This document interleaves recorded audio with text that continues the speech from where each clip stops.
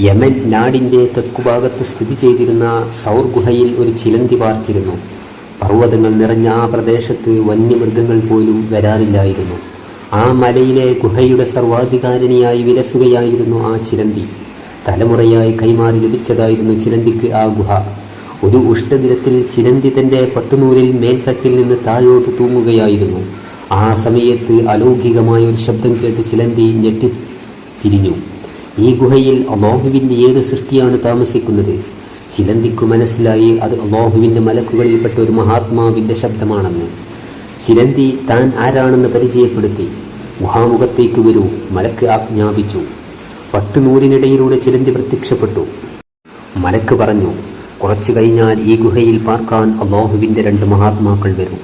ഭൂമിയിൽ അല്ലാഹുവിൻ്റെ അവസാനത്തെ പ്രവാചകൻ നബി മുഹമ്മദ് മുസ്തഫ സല്ലല്ലാഹു അലൈഹി വസല്ലം തങ്ങളും അദ്ദേഹത്തിൻ്റെ ഉറ്റതോഴനായ അബൂബക്കർ സിദ്ദീഖ് റളിയല്ലാഹു അൻഹു 3 ദിവസം റസൂൽ സല്ലല്ലാഹു അലൈഹി വസല്ലം തങ്ങൾക്കും സുഹൃത്തിനും നീ കാവലിരിക്കേണ്ടി വരും. ചിലന്തി ആശ്ചര്യപ്പെട്ടുകൊണ്ട് ചോദിച്ചു, വിജനമായി ഗുഹയിൽ വരാൻ അദ്ദേഹത്തെ പ്രേരിപ്പിച്ചത് എന്താണെന്ന് പറഞ്ഞാൽ കൊള്ളാം. അവിശ്വാസികളായ ഗോത്രങ്ങൾ അദ്ദേഹത്തിൻ്റെ രക്തത്തിന് വേണ്ടി ദാഹിച്ചു നടക്കുകയാണ്. അങ്ങനെ അല്ലാഹുവിൻ്റെ തീരുമാനപ്രകാരം മക്കയിൽ നിന്ന് മദീനയിലേക്ക് ഹിജ്റ പുറപ്പെട്ടിരിക്കുകയാണ് അദ്ദേഹം. ശത്രുക്കൾ അവരുടെ പിന്നാലെയുണ്ട്. അതിനാൽ നിതാന്ത ജാഗ്രത പുലർത്തുക. നബി സല്ലല്ലാഹു അലൈഹി വസല്ലം തങ്ങളും കൂട്ടുകാരനും വന്നു കഴിഞ്ഞാൽ ഗുഹാമുഖത്തിനിൻ്റെ വല കൊണ്ട് കഴിയുന്നതും വേഗം വീട് നിർമ്മിക്കുക. ഉത്തരവ് മലക്കിനോട് ആദരവോടെ ചിലന്തി പറഞ്ഞു. പെട്ടെന്ന് പ്രവാചകർ സല്ലല്ലാഹു അലൈഹി വസല്ലം തങ്ങൾ അബൂബക്കർ സിദ്ദീഖ് റളിയല്ലാഹു അൻഹുവിനോടൊപ്പം ഗുഹയിൽ പ്രവേശിച്ചു. നബി സല്ലല്ലാഹു അലൈഹി വസല്ലം തങ്ങളെയും കൂട്ടുകാരനെയും സ്വാഗതം ചെയ്ത ചിലന്തി ഗുഹാമുഖത്ത് വീട് നെയ്യാൻ തുടങ്ങി.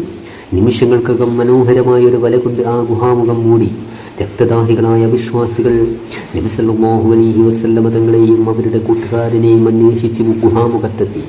അവരുടെ വാളുകളുടെ വെട്ടിത്തിളക്കം ചിലന്തി കണ്ടു. ശത്രുക്കളിൽ ഒരാൾ പറഞ്ഞു, ഈ ഗുഹക്കകത്ത് ആരെങ്കിലും പ്രവേശിച്ചിട്ടുണ്ടെങ്കിൽ ഈ ചിലന്തി വല പ്രവേശന കവാടത്തിൽ ഇങ്ങനെ അവശേഷിക്കുകയില്ല. ഇത് കേട്ടപ്പോൾ ചിലന്തിക്ക് ചിരി വന്നു.